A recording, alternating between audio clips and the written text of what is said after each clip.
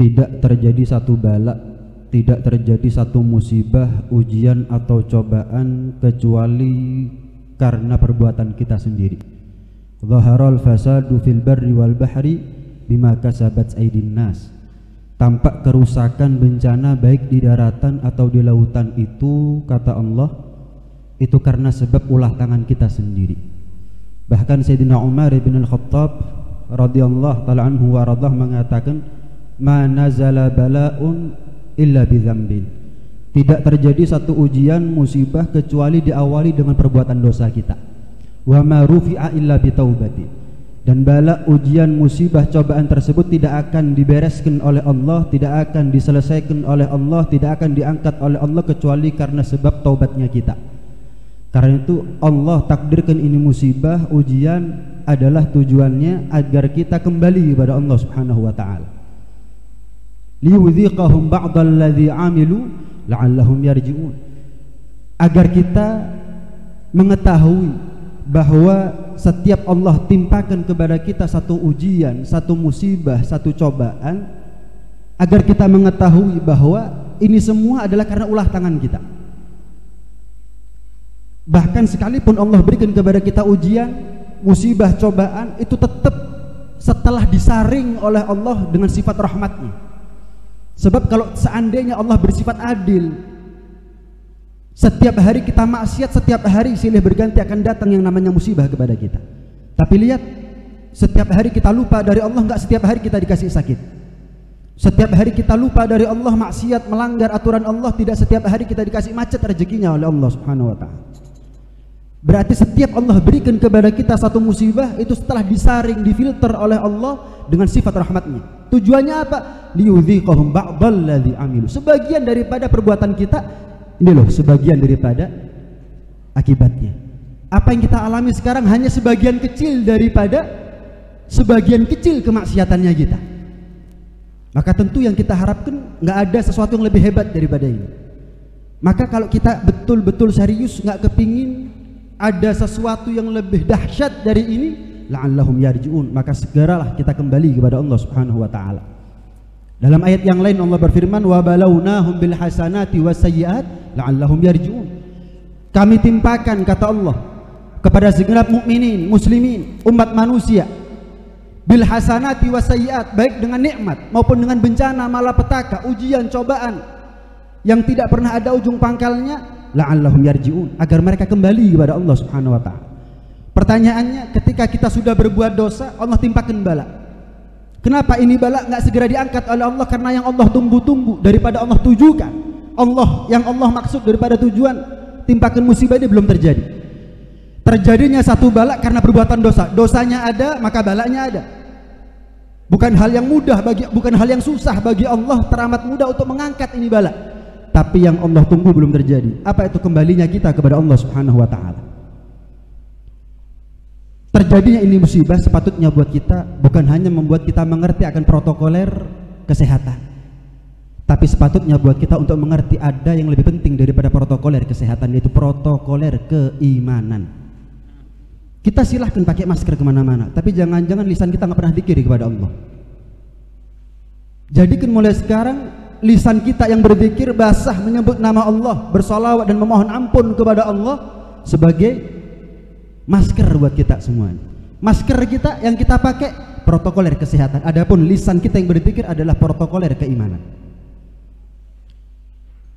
Kita kemana-mana pakai hand sanitizer tapi nggak pernah jaga wudhu. Jangan-jangan kita percaya dan iman kepada hand sanitizer tapi kita nggak percaya kepada keajaiban daripada kalau kita menjaga wudhu.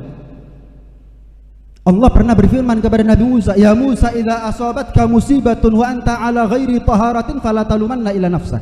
Musa, jika terjadi satu musibah kepada kamu sementara kamu dalam keadaan nggak punya wudhu, jangan kamu caci maki orang lain kecuali kamu salahkan dirimu sendiri. Kalau kita pakai hand sanitizer mungkin selamat dari wabah, tapi kalau kita nggak jaga wudhu, kita nggak tahu kita meninggal dalam keadaan bagaimana. Sementara orang yang meninggal dalam keadaan mudawim alal wudhu, Jibril menghormati jenazahnya, Jibril turut menyambut arwahnya.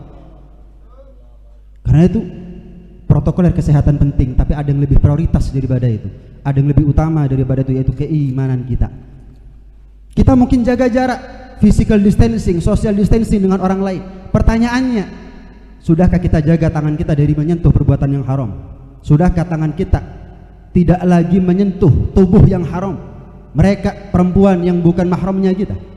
Kalau enggak, mungkin kita selamat dari corona, tapi kita enggak selamat dari su'ul khatimah, wal iyadu billah min dzalik.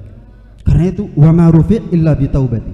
Tidak akan diangkat, tidak akan dibereskan ini wabah kecuali sebab taubat. Kapan kita taubat, maka akan diangkat ini musibah oleh Allah Subhanahu wa taala. Apapun yang kita rindukan sekarang, dulunya adalah sesuatu yang banyak kita sia-siakan. Majelis seperti ini dulunya adalah sesuatu yang sering kita sia-siakan. Setelah Allah timpakan ini bala, ini wabah kepada kita, menjadi satu hal yang kita rindu-rindukan. Rapatnya soft dulunya adalah satu hal yang kita sia-siakan, sekarang menjadi satu hal yang kita rindu-rindukan. Masuk masjid tanpa ada batasan, tanpa ada rasa was-was, tanpa ada rasa khawatir, takut dan cemas, dulunya adalah sesuatu kapan aman kita nggak pernah masuk ke dalamnya. Sekarang kita sadar ternyata kita yang butuh sama ibadah, ternyata kita yang butuh sama dengan masjid, kita ternyata yang butuh sama sholawat, kita yang butuh sama majelis, kita yang butuh sama masjid. Ini gambaran buat kita semuanya. Allah timpakan ini bala, tujuannya adalah agar kita kembali kepada Allah. Kalau kita nggak kembali kepada Allah, berarti tidak terbukti keseriusan kita dalam doanya bahwa kita ingin diangkat ini bala oleh Allah Subhanahu wa taala. Terakhir, tidak terjadi satu bala juga kecuali karena sebab kita sering menyepelekan nikmatnya Allah, menganggap kecil nikmatnya Allah, meremehkan nikmatnya Allah.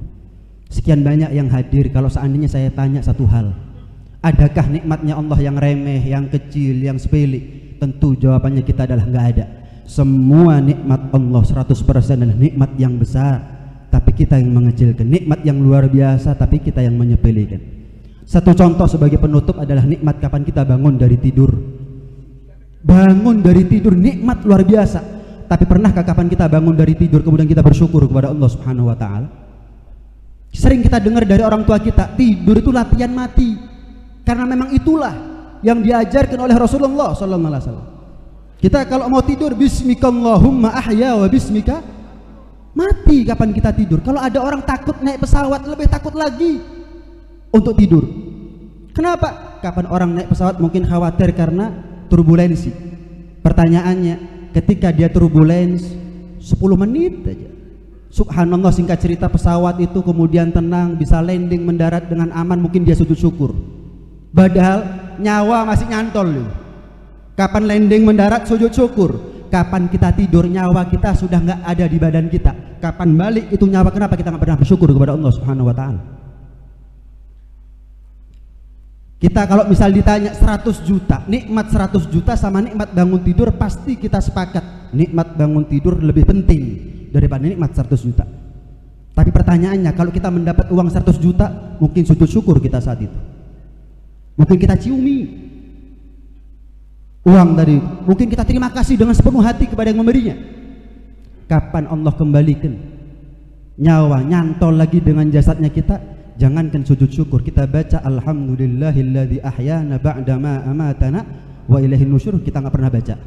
Padahal jelas segala puji bagimu ya Allah yang telah mengembalikan nyawa kami sehingga kami hidup kembali. Ini kesempatan untuk kami kesekian kalinya ya Allah, terima kasih ya Allah. Jangan sujud syukur, baca seperti itu aja nggak pernah. Kapan kita tidur, kita betul-betul dalam keadaan pasrah total kepada Allah. Kenapa? Nyawa kita sudah bukan di tangan kita. Nyawa kita betul-betul ada di bawah kekuasaannya Allah. Terserah Allah apakah akan dikembalikan itu nyawa ataukah tidak.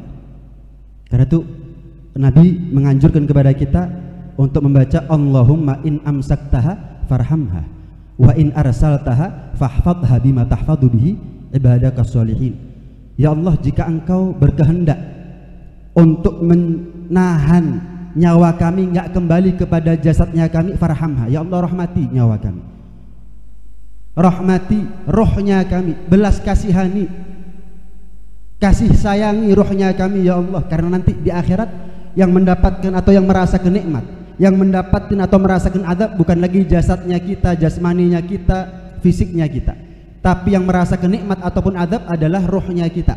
Allahumma in amsaktaha farhamha, ya Allah jika engkau pegang nggak kembali itu nyawa kembali kepada jasadnya kami, farhamha ya Allah, rahmati. Wa in arsaltah, tapi jika engkau lepas kembali itu nyawa, kembali masuk ke dalam jasad kami, fahfadha, jagalah nyawa kapan kembali ke jasad kami sebagaimana nyawa dan jasadnya orang-orang yang soleh, dalam keadaan taat kepada Allah, dalam keadaan patuh kepada Allah, dalam keadaan iman kepada Allah, dalam keadaan bertakwa kepada Allah. Karena itu hadirin sekalian rahmati oleh Allah Subhanahu wa taala, mulai sekarang kita harus kembali kepada Allah. Kalau enggak berarti kita enggak serius, kita enggak betul-betul minta kepada Allah, ingin disegerakan terangkatnya ini wabah, ini bala. Kemudian yang kedua, jangan pernah kita meremehkan satu nikmat dari Allah Subhanahu wa taala, karena sejatinya tidak ada satu nikmat Allah yang pantas untuk kita remehkan. Dan yang ketiga, kalau kita sekarang merindukan apapun yang kita rindukan, kapan sudah kembali normal kehidupan, jangan pernah disia-siakan lagi, karena tidak menutup kemungkinan pertemuan itu adalah pertemuan yang kita rindukan selama-lamanya. Kenapa? Kita sudah nggak punya kesempatan hidup di atas dunia. Mudah-mudahan Allah panjangkan umur kita semuanya dalam keadaan khair wal lutuf wasihal afiyah fi taatillah rasulih sallallahu alaihi wasallam, dan mudah-mudahan kita termasuk di antara mereka yang sedikit yang Allah katakan dalam Al-Qur'an, wa qalilun min ibadiyasy syakur. Amin Allahumma amin. Amin ya rabbal alamin. Hadza minni wa hadza ma aqulu lakum wa lafu minkum. Assalamualaikum warahmatullahi wabarakatuh.